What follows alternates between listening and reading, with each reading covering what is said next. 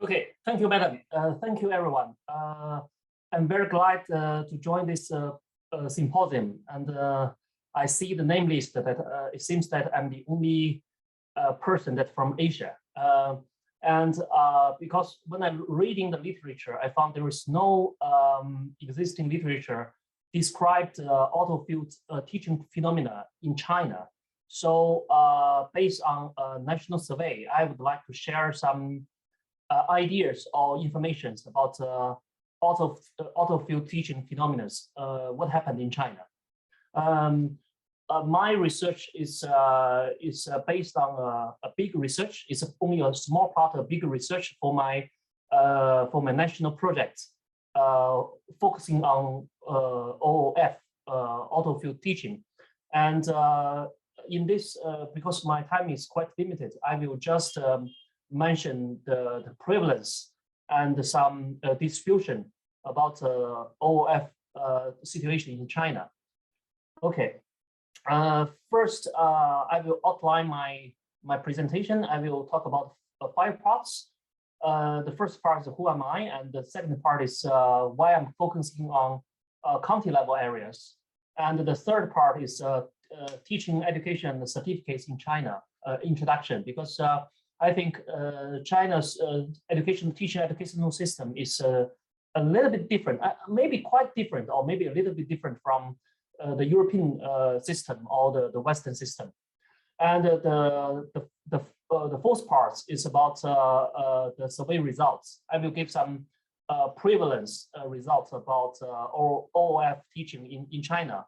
And I will show you why it is so important to have a discussion, to have a research on OOF, because the prevalence is relatively high compared to other European countries or other Western countries.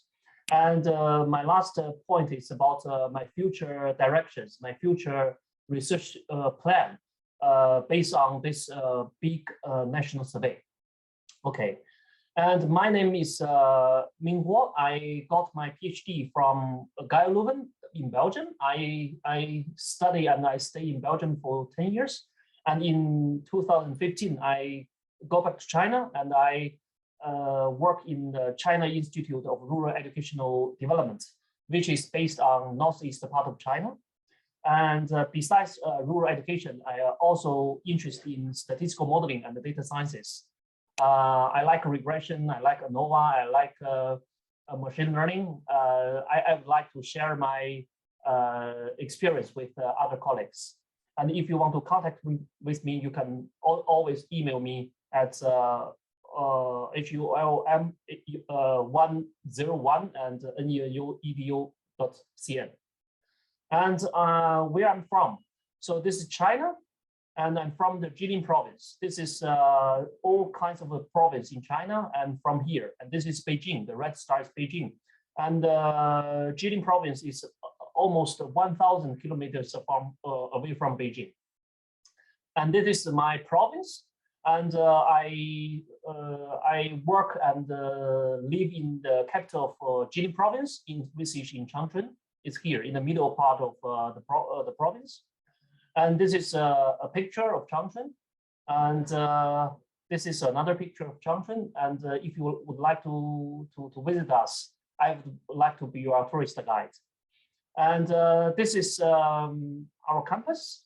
If I zoom in, zoom out, you can see that our campus is surrounded by the zoo, the biggest zoo in our province, and also a big park.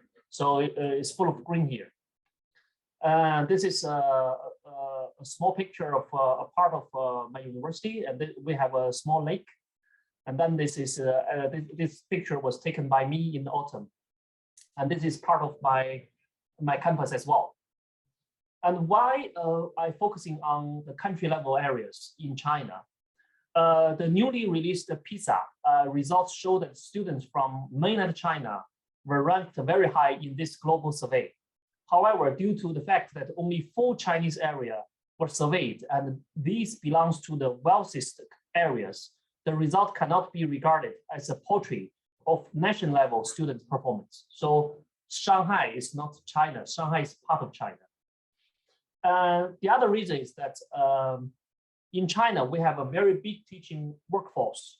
We have 5.3 million full-time teachers across the whole nation to teach in primary schools.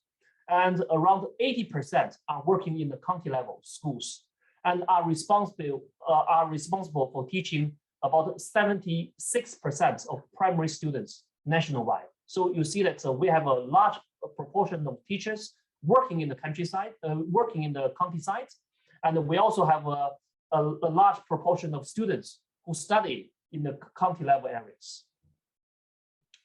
When we talk about China, and you will think that the Chinese school look like this, and the Chinese students study like this, and the Chinese students doing their extra curriculum like this. But it is just a part of China. And I will show some pictures in the county levels of China. And this is the following pictures are taken by myself on site in one of the poorest province in China. So this is a primary school in the county level areas of China, and this is where the students live. You see that it's a lot of students, they live in a big dormitory, and you see the beds are very crowded. They are very crowded beds. And then you see this is the pupils, and you see that they are holding holding a glass of water, but this is not for drinking, because at the moment the weather is really cold. They use the hot water to warm up their heads, so this is not for drinking. And then this is where they studied. This is their classroom. So it's it's not extra. It is I think maybe it's a general situation in county level of China. So you can see that we have a large proportion of students study in this kind of environment, not that good, and only regarding the PISA result is not enough. We maybe ignore a big portion of county level students, and they don't for the student who study in the county level, they don't have enough qualified teachers. This is the truth. So that's why I would like to focusing on the county level areas. And the next part, I would like to mention the administrative division of China. In China, we have 5 levels of administrative divisions. So we have the province, we have the prefectures, which means the cities, and we have the county, we have the township, and we have the villages. So these levels are hierarchical, which means villages embedded in township, township embedded in county, county embedded in prefectures, and prefectures embedded in province. And you see the number in parentheses, they are referring to the number of to the amount of the corresponding province, prefectures, county, township, and the villages. And you already see that the province, and you see this is the prefectures, and I will show you something about the counties. You see, this is an administrative division of Changchun, where I lived. So this is a prefectures, and you see that in this prefectures we have many divisions, and we have like counties, we have cities, actually, and we have something within the urban areas. So like Luyuan, Erdao, Nanguan, Chaoyang, these are urban areas. And for Gongzhuling, Nanguan, Dehui, Yushu, they are like rural areas. So they are like counties. So I would focusing my group, my students and teachers in this kind of areas, not the urban areas. And the next part, I have to mention something about teacher education in China. I would like to divide the teacher education into 2 stages, into 2 phases. And the first phase is before 1999. And for before 1999, we have three systems of Chinese for training teachers. We have the normal schools, and it's like upper secondary degrees, which we are going to train students to becoming primary school teachers. And we have professional teacher colleges, so they will get associate degree, and we would like to train them to becoming lower secondary school teachers. And we have normal universities, so the students will get a bachelor degree, and we would like to train them as upper secondary school teachers. And after 1999, we make a reform. We merge the normal schools into professional teachers college. So after that, we only have two levels. So professional teacher schools, also for associate degree, but we are training them to becoming primary school teachers and also lower secondary school teachers as well. And we also have normal universities. So we are going to train the students to gain a bachelor degree and to teach in maybe lower secondary school as well, but also upper secondary school teachers. And this is teacher education in China. And I would like to say something about the teacher certificate in China. Before 1995, if you want to become a teacher in China, there is only one way. You're becoming a graduate from the normal school, professional teacher college, normal universities. If you get a degree from these three kinds of schools, you automatically get a certificate and you're becoming a teacher automatically. So this is before 1995. But afterwards, we expand our teaching workforce, and we passed a law called Regulations on Teacher Certificates. It was passed on 1995, and then candidates are not graduates from teacher educational institute. They have a chance to become a teacher if they can pass the teacher certificate examination to become a teacher. And since 2013, a teacher certificate is a must to becoming a teacher in China. So if you don't have a teacher certificate, and even though you graduated from a normal university or a professional teacher college, you cannot become a teacher unless you have a teacher certificate. And for the teacher certificate is by grades and is by subjects. For instance, you can if you want to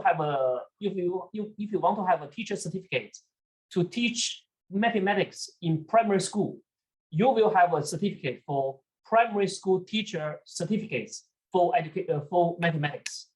And if you want to have a teacher certificate to teach in higher school for physics, you will get a teacher certificate. You need to pass the exam, and you will have a teacher certificate to for like upper secondary school certificate for physics, something like this. Okay. And now I will mention something about my participants. So this study was part of a larger data national survey of teaching workforce in county areas conducted by the China Institute, where I worked in 2018. And the full sample of the survey consists of teachers in preschools, primary schools, lower secondary schools, and upper secondary schools. This study used data from primary school and lower secondary school teachers sample only. And in the end, we have a sample including 60,000 primary school teachers and 35,000 lower secondary school teachers in the end. So we gave them a survey, and we asked them to fill in some questionnaires, and we get them back, and we see how many people are autofill teachers. And let's see some of the results. First, I would like to give a definition about how I would like to define autofill teaching in this study. Autofill teaching is defined as when a teacher teaches a subject that was not part of his or her initial tertiary degree education, which means that if you study mathematics at university and now you teach Chinese, you will be regarded as autofill teaching in Chinese. Okay, but if you teach mathematics And if you will be regarded as like in-field teaching of mathematics because you got a degree of mathematics in the university. Okay, and let's have a result. I divided the result into two parts. The first part, we will have a look at the auto-field teaching phenomena in primary schools teachers. And then we will see what happened for the lower secondary degree teachers. And now the first part, we will see that the number of subjects taught per teacher. So this is a distribution of how many teachers for teaching different number of subjects. And as we can see that only 1/4 of the teachers teach only one subject. And we have 25% of teachers teach 2 subjects. And we have 20% of teachers teach 3 subjects. And we have like 15% of the teachers teach 4 subjects. And we have also maybe more than 10% of teachers teach more than 5 subjects. So apparently in primary schools in county level China, the auto-field teaching phenomena will be, it seems to be very pervasive or very prevalent. And now I list the auto teaching phenomenon of different subjects by percentage. And you see that for Chinese, we have 50%, and for mathematics, like 55%, and English, 48%. And for music, arts, and PE, they have much higher prevalence of auto-field teaching. We really like of music, arts, and PE teachers in primary schools, especially in county level schools. And now we have a look of the distribution across the county, the township, and the villages. As I mentioned that the villages is embedded in the township, and township is located embedded in the counties. But the counties here, I'm referring to where the government locates. Normally the place where government locates will be referred as counties. So we see that the villages has much higher prevalence of auto-field teaching. So it's like 60% of teachers are auto-field teaching. But in the county level, the number is only 43%. So we have like almost 15% of difference between the more urbanized area and the more rural areas. And now we have a look of what happens for the lower secondary schools, or I mean the middle schools. So let's have a look for the distribution of teachers who teach different subjects. And we see that the situation for the middle school is much better, because we see that 70% of the teachers only teach one subject, and the teachers who teach more than 2 subjects, they're only less than they're only maybe around 25%.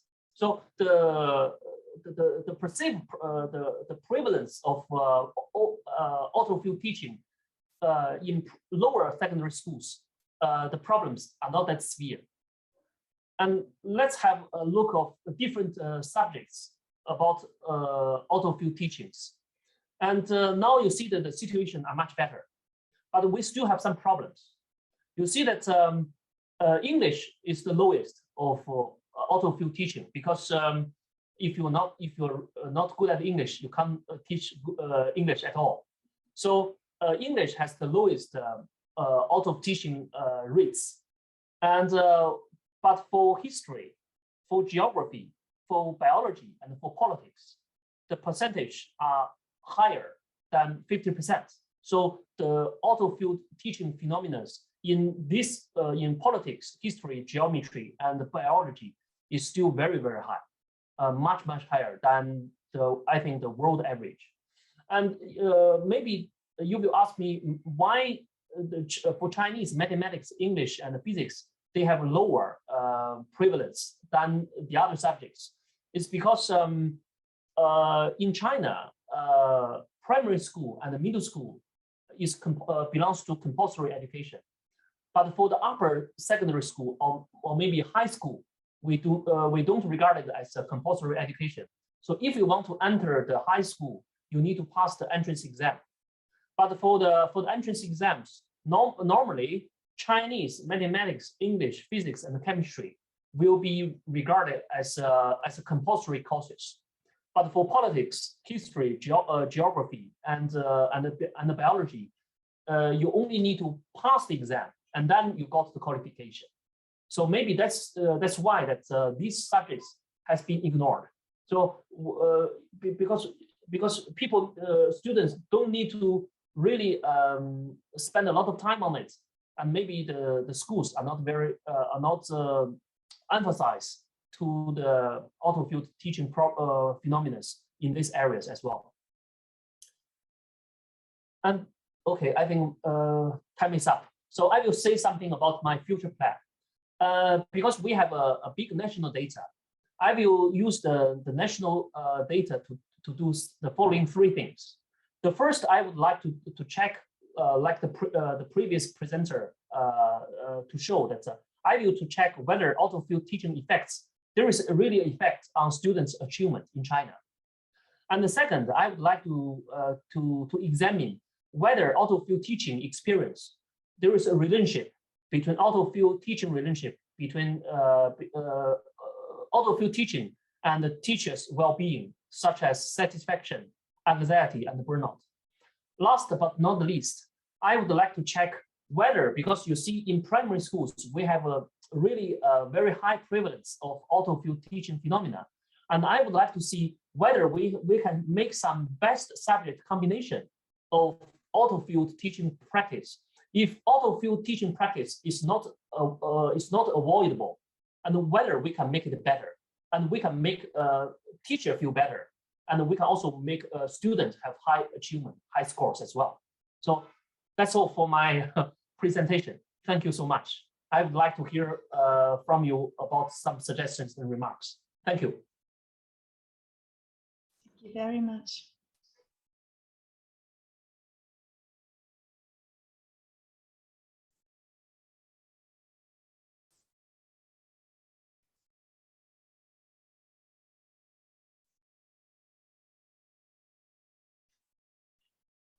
Emily, you raised your hand. Hi, Emily. Hello. Ningbo, thank you so much. What a fantastically amazing presentation. My question doesn't necessarily surround so much your fascinating research, but I just wonder, what is the landscape of the interest in out-of-field teaching in China? Of course, because most of us, I would assume, don't speak Chinese. So what are we missing out on that Chinese scholars are focusing on in your country? Thank you, Emily. It's a really good question. Actually, we have a lot of research talk about auto-field teaching in China, but we don't have, how to say, we don't have a solo manuscript really focusing on auto-field teaching in China. So normally we will teach in some, we have a lot of manuscript talk about teacher education in China, and we will have a small part to mention auto-field phenomena, but only within a manuscript. But we don't have a monograph on auto-field teaching in China, specifically in this area.